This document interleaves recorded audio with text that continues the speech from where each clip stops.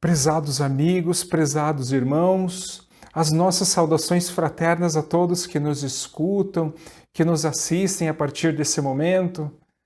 É sempre com grande alegria, com grande júbilo, que nós damos início a mais uma atividade doutrinária.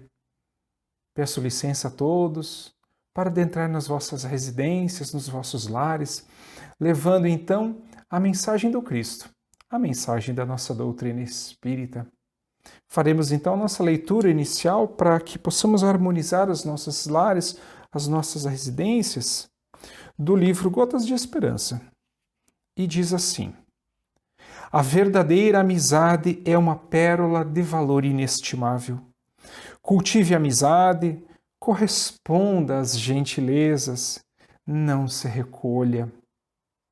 Nem se afaste dos outros, aproxime-se. Há muito de amor trancado em você. Procure ser o amigo das horas difíceis, dê demonstrações de sua amizade, mas não espere ser correspondido. Compreenda que nem todos são como você. Tolere as faltas dos seus amigos. Tenha amizade pura e desinteressada. Não deixe que o tempo a consuma. Não pode ser amigo quem não ama incondicionalmente. Fechemos os olhos, cadenciemos a nossa respiração por alguns instantes, buscando no nosso íntimo aquela imagem do Cristo, com seu olhar compassivo, amistoso, que nos transmite profunda segurança. Nos dirigimos a Ele em profundo agradecimento por tudo que temos, por tudo que somos, por tudo que realizamos. Bondoso amigo Jesus, nos trazes a tua energia, o teu bom ânimo, a tua amorosidade, nos torna mais fortes e mais corajosos para enfrentarmos as dificuldades do dia a dia, que não se apresentam lá muito fáceis. Temos a certeza que os desafios que estão aí fora e que também residem no nosso íntimo são para o nosso aprendizado. E se em algum momento, querido amigo Jesus, fraquejarmos, te pedimos que esteja assim ao nosso lado, nos amparando, para que continuemos firmes na caminhada em direção ao Pai Celestial. Que assim seja. Então, queridos amigos, mais uma vez, com grande alegria, e damos início à palestra desse momento. O tema é Jesus na casa de Zaqueu. Então, temos ali no nosso vídeo as fontes que embasaram a exposição desse momento. Pegamos lá no Novo Testamento, tradução de Haroldo Dutra Dias, estamos lá baseados no capítulo, Lucas, no capítulo 19, no livro Boa Nova, psicografia de Francisco Cândido Xavier, através do irmão X, e exploraremos o capítulo 23, e também o Evangelho segundo o Espiritismo, do nosso Allan Kardec, capítulo 16, o item 7, muito importante. Então vamos lá. A história começa numa viagem, numa daquelas peregrinações que Jesus fazia naqueles tempos. Ele se deslocava em direção à cidade de Jericó. E a personagem da nossa exposição chama-se Zaqueu. Quem era Zaqueu exatamente? Zaqueu, como já estamos vendo aí na nossa tela, no nosso slide, Zaqueu era um publicano, encarregado da cobrança de impostos para o governo de Roma. Aqui a gente já começa a fazer alguns comentários.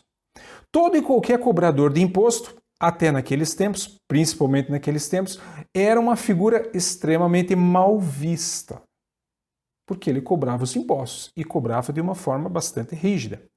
Era um homem de muitas posses materiais, naturalmente, ele era rico, e nos chama a atenção o registro de Lucas que ele era um homem de baixa estatura. Esse registro nos chama a atenção pelo seguinte: se ele fez essa anotação, é porque realmente o nosso amigo Zaqueu, ele era bem baixinho mesmo. Provavelmente ele tinha menos de 1,40 1,40 m de altura. Mas Zaqueu era uma pessoa muito perspicaz. Era uma pessoa que adorava as artes, era um homem de fino trato, que tinha muito cuidado na observação das coisas, da arte, da beleza, da música, ainda que muito rudimentar na época. E ele tinha ouvido falar do Mestre Jesus e ficou realmente muito curioso em saber quem era aquele homem. Quem era aquele homem que conseguia andar sobre as águas, curava os leprosos, levava alento a corações extremamente sofridos, dolorosos, curava doenças que não se fazia a menor ideia como poderia ser resolvido.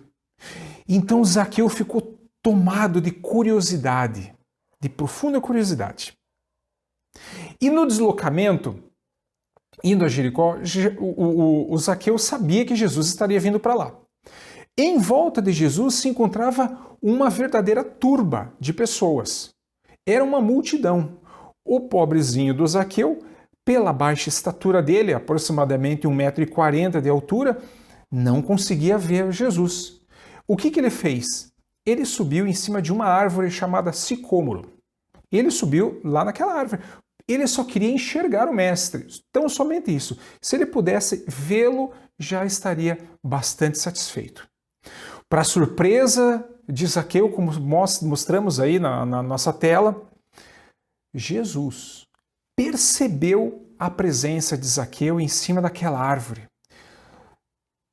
Direcionou os olhos para cima e disse: Zaqueu, desce dessa árvore, porque hoje necessito de tua hospitalidade e de tua companhia. O Zaqueu tomou um susto ao perceber aquilo. Como é que ele sabe o meu nome? Ele nem sabia que eu estaria aqui. Como é que pode uma coisa dessa? Zaqueu ficou tomado de emoções de todo nível, emoções positivas, de espanto, de alegria, de júbilo. Ele não se continha. Imediatamente o nosso amigo Zaqueu desceu. E diz lá, extraímos esse trecho do livro Boa Nova, sem que pudesse traduzir o que se passava em seu coração. O publicano de Jericó desceu de sua improvisada galeria, possuído de imenso júbilo. Olha só, possuído de imenso júbilo. Abraçou-se a Jesus com prazer espontâneo e ordenou todas as providências para que o querido amigo, hóspede e sua comitiva fossem recebidos em sua casa com a maior alegria. O mestre deu o braço ao publicano e escutava atento às suas observações mais insignificantes. E com grande escândalo da maioria dos discípulos, né?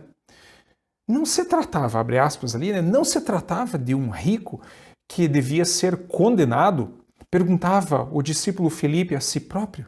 E Simão Pedro refletia intimamente: como justificar tudo isso se Zaqueu é um homem de dinheiro e um pecador perante a lei judaica? Como é que pode? Então nós fizemos ali grifamos um trecho. O mestre deu o braço ao publicano e escutava atento às suas obrigações mais insignificantes. Olha só as características do verdadeiro profeta, ou do profeta, o maior profeta, que é Jesus. Ele escutava, já ensinando a todos nós a importância de usar menos a boca e mais os ouvidos. Escutar mais e falar menos. Aprender muito mais. E olha a singeleza do mestre, entendendo, ouvindo, acolhendo aquele coração que se encontrava até aflito e agoniado por não ter uma pessoa com um pouquinho mais de entendimento para que ele pudesse conversar e dialogar. Mas Jesus era algo muito superior, mas muito superior ao nosso amigo Zaqueu e até a nós, obviamente a toda a humanidade, pois Jesus participou da construção do nosso globo terrestre. como bem colocado no livro A Caminho da Luz, de Emmanuel, psicografia do nosso Chico. Quem tiver um tempinho, quem puder, nós recomendamos essa leitura, pois ela é extremamente importante e elucidativa. Continuemos, pois, então, na nossa leiturinha aqui. E diz lá, próximo slide, em breves instantes, porém, toda a comitiva, Jesus e os seus apóstolos e mais aquela turma que o seguia, penetravam na residência do publicano, Zaqueu, que não ocultava o seu contentamento inexcedível. Jesus lhe conquistara as atenções, tocando-lhe as fibras mais íntimas do espírito com a sua presença generosa.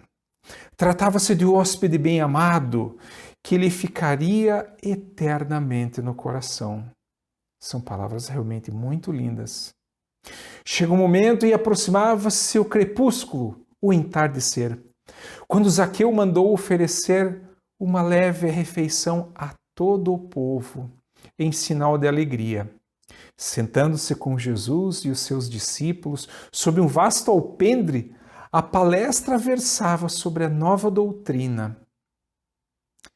No trecho que nós grifamos ali há poucos instantes atrás, uma refeição leve a todo o povo, observemos outra característica do nosso amigo Zaqueu, a generosidade. A generosidade de compartilhar com todos os que se encontravam por perto a alegria que transbordava daquele coração, dando exemplo a todos que lá estavam. Exemplo esse que dura até os dias atuais e nós ressaltamos nessa exposição. Será que nós fazemos a mesma coisa? Quando nós nos encontramos cheios de júbilo, de alegria por algo conquistado, por algo que nós, com muito esforço, conquistamos? Ou por uma visita de uma pessoa muito amiga, que nos traz palavras de carinho, de entendimento, de acolhimento? Qual será, então, a nossa ação ou a nossa reação perante isso? Nós somos generosos ou nós pegamos única e exclusivamente para nós? Eu acho que cabe, então, a reflexão para todos. Mas continuemos no texto. E sabendo que o mestre não perdia o ensejo de condenar as riquezas criminosas do mundo, grifado criminosas do mundo, o publicano esclarecia com toda a sinceridade da sua alma. Olha, esse trecho é de beleza fantástica. Senhor, é verdade que tenho sido observado como um homem de vida reprovável, mas desde muitos anos venho procurando empregar o dinheiro de modo que represente benefícios para todos os que me rodeiam na vida. Compreendo que aqui em Jericó havia muitos pais de família sem trabalho. Organizei múltiplos serviços de criação de animais e cultivo permanente da terra. Até de Jerusalém, muitas famílias vieram buscar em meus trabalhos o indispensável recurso à vida. Olha só o que o Zaqueu traz a Jesus, abrindo o seu coração.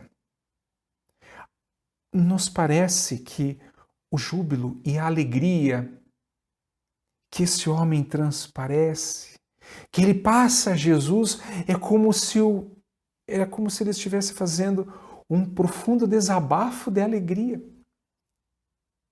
Talvez quantas ingratidões este homem sofreu, por ser um publicano, um cobrador de impostos mal visto por todos, mal visto por 99% das pessoas. Não deveria ser uma vida nem um pouco fácil. Poderia ser que ele tivesse inúmeras posses, muita riqueza, mas lhe faltava algo chamado afeto. Lhe faltava algo chamado compreensão. E o Mestre Jesus foi quem trouxe todas essas riquezas, todo esse alimento. Em um momento Jesus diz, não nessa passagem, mas em outra, Jesus diz, não só de pão vive o homem. Não só de pão, se referindo ao pão material, ao alimento. Lógico, nós precisamos sim da alimentação. Nós estamos vivendo num corpo físico, somos espíritos imortais, mas nós precisamos de alimentação, nós precisamos nos alimentar. Mas Jesus vai mais além e diz que nem só de pão vive o homem. Nós precisamos de amor, nós precisamos de afeto, nós precisamos de compreensão, nós precisamos compreender e também sermos compreendidos. E só através da vida de relação nos esclarece o Evangelho segundo o Espiritismo e o Livro dos Espíritos e tantas outras obras maravilhosas que nós temos no campo da psiquiatria, da psicologia, enfim, de N doutrinas, de N ciências, falam que o relacionamento é fundamental. E talvez nesse momento de pandemia que nós estamos vivendo, boa parte passando dificuldades de ordem afetiva, seja aí o grande desafio que nós temos pela frente para aprendermos e para reaprendermos, talvez muito mais, reaprendermos a nos relacionar. A nos relacionar é a distância que aproxima os corações. Mas para que isso ocorra, se faz necessário que nós possamos abrir mais o nosso coração, diminuir os nossos medos, secar a nossa timidez, robustecer então a nossa coragem, robustecer os nossos melhores sentimentos, para mostrarmos às pessoas que estão próximas a nossa afetividade, para que nós possamos, através da amizade, fortalecermos esses laços tão importantes, invisíveis aos olhos físicos, mas perceptíveis pelo nosso coração, perceptíveis pelo nosso espírito. Palavras tão simples ditas por um amigo de coração, que as diz com real interesse em nos ver bem, nos alimentam a alma. São um profundo antidepressivo para os nossos corações, para a nossa mente, para o nosso espírito. Quantas riquezas nós temos no nosso coração. Quantas riquezas nós temos no nosso íntimo, que estão lá guardadas, ainda enterradas. Então, ressaltamos esse trecho da leitura. Benefícios. O Zaqueu, com as suas riquezas, e sobrava muito, ele empregava em benefício das pessoas, a todos os que o rodeavam. Ele diz: venho procurando empregar o dinheiro de modo que represente benefícios para todos que me rodeiam na vida. Ele era uma pessoa observadora, que ao perceber quem passava por alguma dificuldade, se comprometia em auxiliar. E ele diz lá, compreendendo que aqui em Jericó viu muitos pais de família sem trabalho, ele organizou serviços de criação de animais e cultivo permanente da terra. Olhem só, permanente. Ele é aquele homem caridoso que ensina a pescar. Ele não simplesmente dá o dinheiro. Não. Ele traz dignidade para a pessoa. Traz dignidade ao ser humano através do quê? Do trabalho. O trabalho dignifica o homem. O trabalho nos traz prazer e realização. Realização. E se as relações de trabalho hoje ainda se encontram estremecidas em alguns pontos, talvez seja porque nós precisamos colocar mais a lei de amor, justiça e caridade para que possamos resolver esses problemas. Porque se existem problemas, isso é natural que ocorra, só existe uma forma. É buscar na lei de Jesus. É buscar nos ensinamentos de Jesus.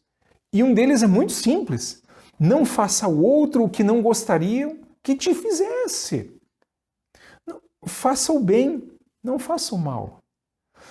Às vezes causar algumas dificuldades é importante, Porque algumas dificuldades no ambiente de trabalho, alguns desafios no ambiente de trabalho, elas propiciam o desenvolvimento de toda a cadeia produtiva.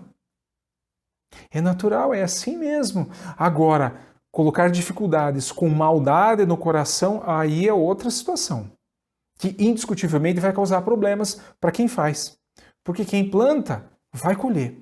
Então plantemos flores, jamais plantemos vento, pois colheremos tempestade. E mais uma vez chama a nossa atenção ali, né? O cultivo permanente não era algo sazonal. A ajuda de Zaqueu àquelas pessoas não era só naquela época, não era permanente, porque ele percebia as dificuldades. Avancemos. E olha só, Jesus, ouvindo, disse: abençoado seja o teu esforço. Jesus reconhece ali no trabalho de Zaqueu esforço. Não foi algo fácil para ele fazer. Ele poderia ter ficado plenamente gozando da fortuna dele, tendo aquelas pessoas abanando ele. Não tinha ventilador na época, não tinha energia elétrica, obviamente, mas ele poderia ter alguém lá abanando ele, levando comida, frutas, tudo do bom e do melhor. Ele simplesmente usufruindo da riqueza que tinha. Mas não. Ele foi buscar o trabalho e o esforço, vendo a dificuldade das pessoas, observando uma falta, foi lá trabalhar e ajudar, levando dignidade para as pessoas, abrindo campos de trabalho. Abençoado seja teu esforço, replicou Jesus, cheio de bondade. E continua, olha só o que Zaqueu nos traz. Vamos ao próximo slide. Senhor, Zaqueu então ganhou novas forças e murmurou de uma forma até um pouquinho de medo. Os servos de minha casa nunca me encontraram sem a sincera disposição de servi-los. Regozijo-me contigo, exclamou Jesus, porque todos nós somos servos de nosso Pai. Olha que passagem belíssima do emprego das riquezas. Que passagem belíssima de sensibilidade.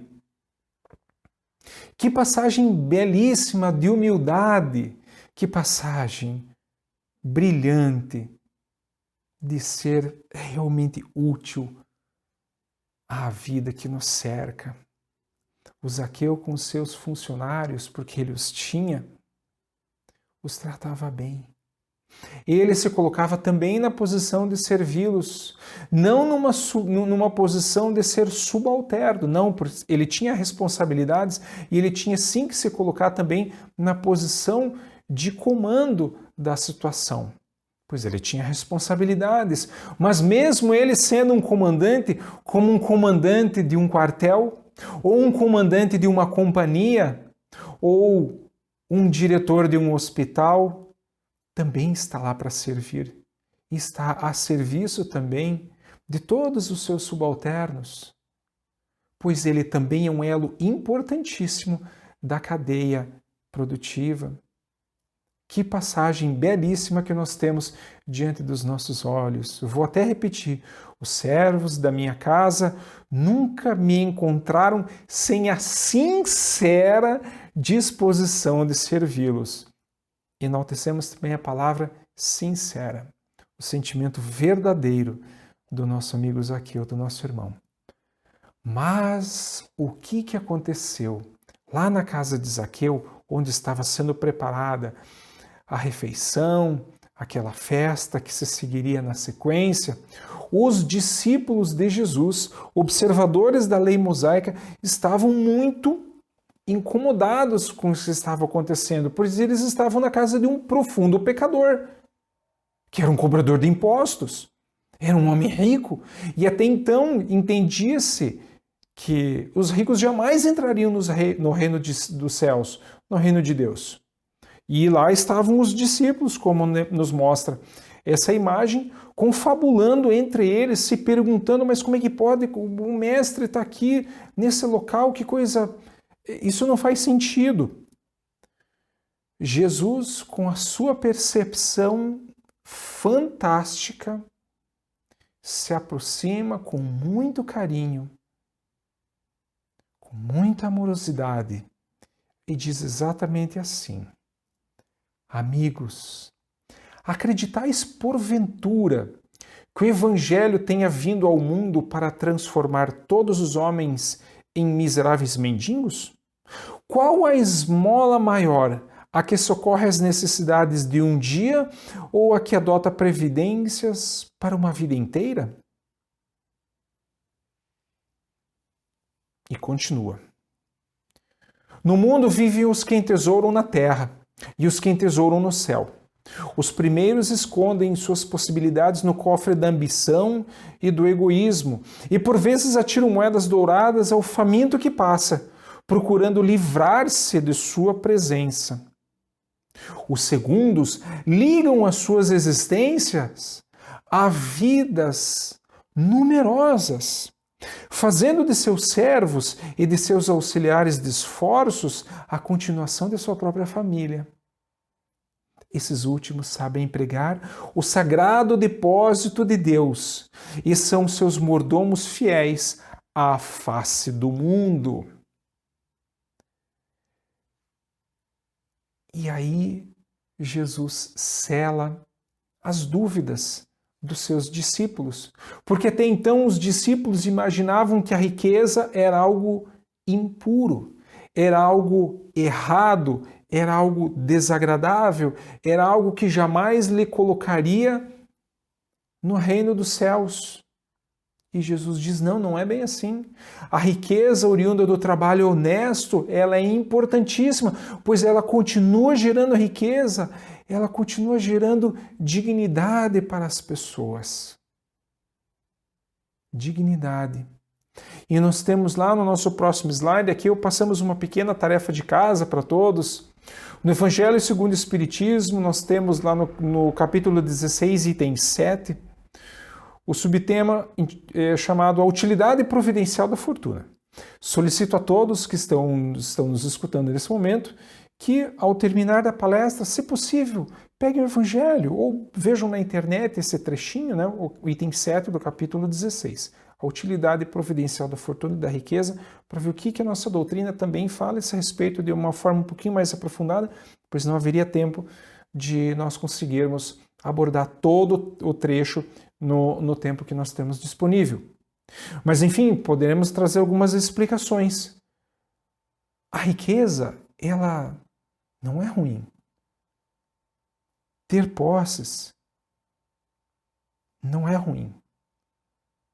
Nos alerta o Evangelho que o que pode causar profundos problemas é como nós usamos essas riquezas que nós conquistamos com o nosso trabalho, com o nosso esforço. Nos esclarece o Evangelho que a prova da riqueza é muito mais difícil do que a prova da pobreza, pois a prova da riqueza, quando não bem administrada, ela nos chumba a matéria, ao solo, dificulta de forma muito contundente a nossa ascensão à pátria espiritual, pois nós ficamos ligados à sensualidade, nós ficamos ligados ao materialismo, nós ficamos ligados naturalmente ao egoísmo, nós ficamos ligados ao medo de perder tudo aquilo, porque nós baseamos, quando não bem administrado a nossa vida, simplesmente no ter e não no ser. Nós vamos, quando escolhemos esse caminho do egoísmo, nós vamos no caminho oposto ao que Zaqueu fez. Nós nos preocupamos em só ter prazeres para nós. O resto, que se lasque. O resto, que resolva com as próprias pernas. E as coisas não são assim. Pois agindo desta forma, nós estaremos plantando sementes muito desagradáveis para nós mesmos. E quando Kardec pergunta à espiritualidade amiga, aos espíritos superiores, quais eram as maiores chagas da humanidade, e eles falam é o orgulho, o egoísmo e a vaidade. Essas são as maiores chagas da humanidade. Eu quero tudo para mim e só para mim. E o tudo é sempre pouco, porque eu preciso ter cada vez mais. Esse tipo de pensamento, meus irmãos, só nos coloca em situações cada vez mais difíceis, cada vez mais complicadas, adensificando profundamente o nosso perispírito. Isso não nos faz bem. As nossas riquezas, o nosso esforço, o nosso trabalho, eles foram feitos para que a gente ajude aqueles que menos têm a se desenvolverem.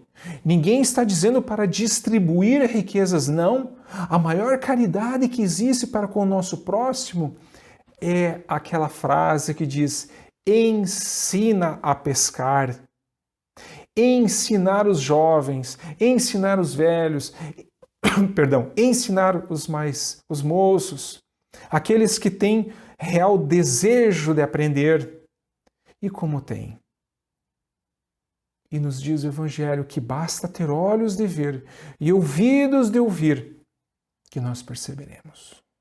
O Evangelho também nos alerta para que tomemos cuidado com os excessos de distração. Os excessos de distração que nós temos no nosso mundo material.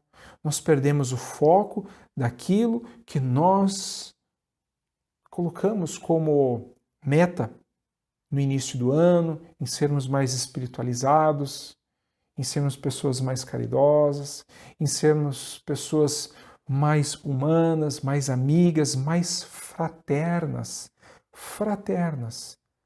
E muitas vezes as distrações da matéria acabam nos desviando de forma muito sedutora.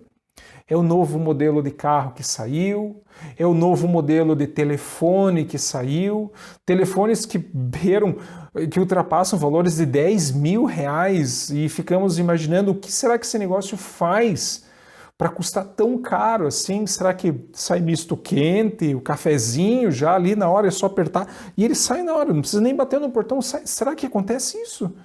Para custar tão caro? E muitas pessoas se endividam absurdamente para ter esse bem, para simplesmente ostentar diante dos outros. E mal e mal sabem usar os recursos do equipamento. E convenhamos, eu na condição do trabalho junto à tecnologia, fico imaginando o que tanto tem de incrível. São os apelos da matéria que nós temos que desenvolver em nós sensibilidade e sabedoria para dizer o sim, sim e não, não. Para preservar o nosso coração.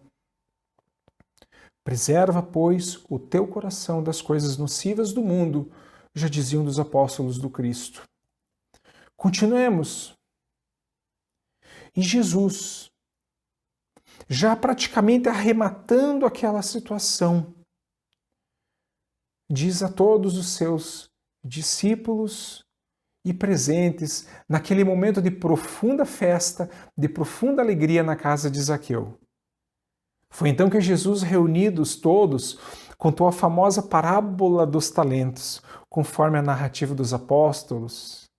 E também foi que, pousando eternecido e generoso olhar sobre a figura de Zaqueu, seus lábios divinos pronunciaram as palavras, as imorredoras palavras: bem-aventurados seja tu, servo bom e fiel. Servo bom e fiel. Estimados amigos, estimados irmãos, essa é a passagem de Jesus na casa de Zaqueu. Que nós possamos refletir a respeito dela.